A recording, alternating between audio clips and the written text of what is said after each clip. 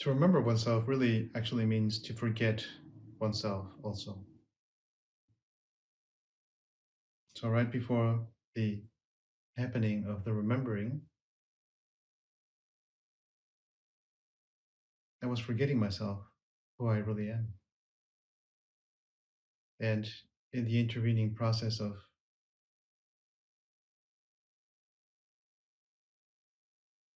knowing that I am, I forget that I was forgetting myself because I already was there as myself.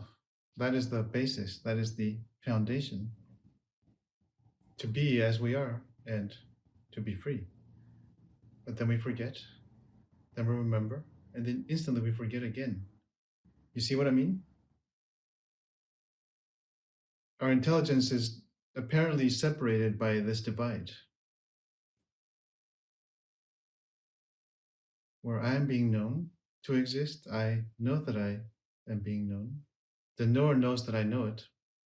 And then there's just openness and freedom. Then something happens, and then there's a divide again.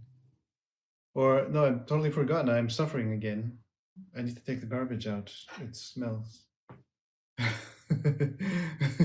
It smells like my life. My life stinks. And then it goes on for however long it takes. There's energy for that. It is a universal happening.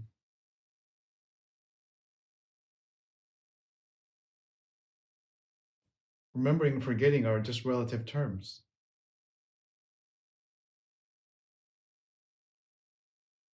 In our universality or beyond, in our beyondness,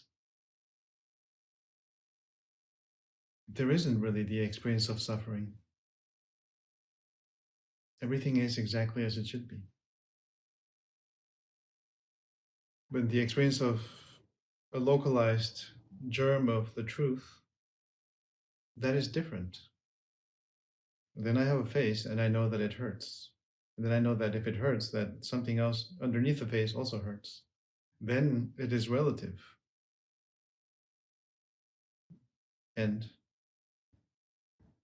if it so happens that I'm gifted the opportunity,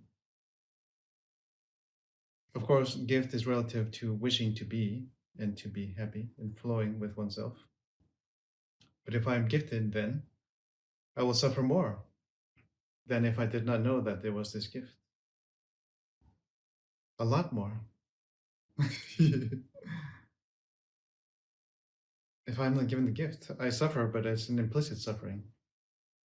There isn't really the knowledge that it could be otherwise. There isn't the hint, there isn't the glimmer. In that openness, there's the openness even to discover whatever has been said all these years is wrong. Well, actually, you were wrong.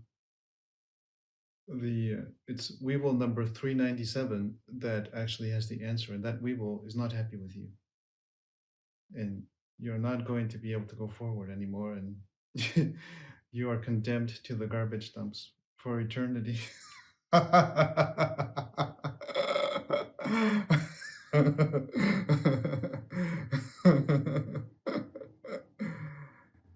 You see, the openness has to be to everything, not just to whatever I like, you know? Then there's partiality. Then the experiment has failed. Oh, it's no longer an experiment. We discovered everything is wrong, or everything is right. There's a conclusion, but maybe I am wrong.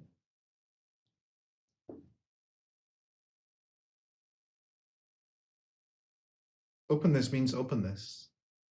It's not biased towards one thing or another.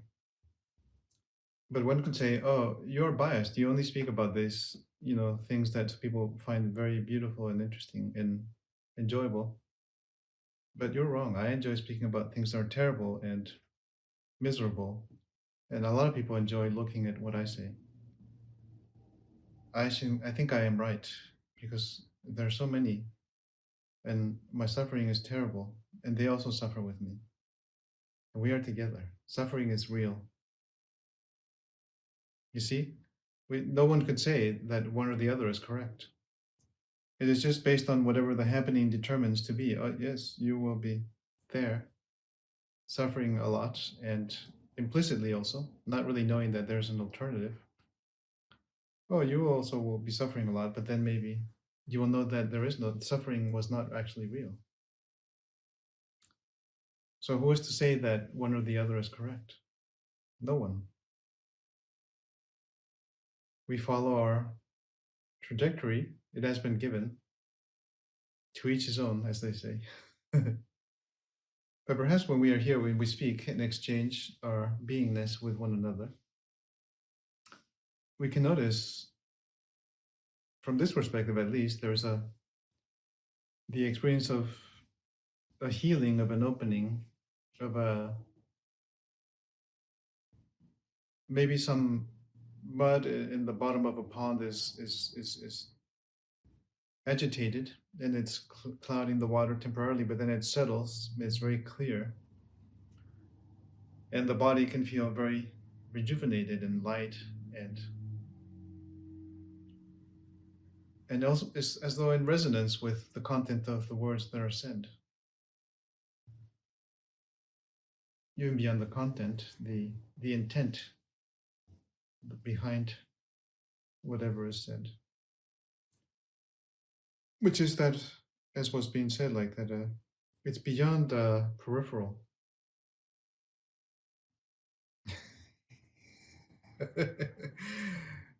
Just before we go, we can notice our faces again. And have a good impression of that.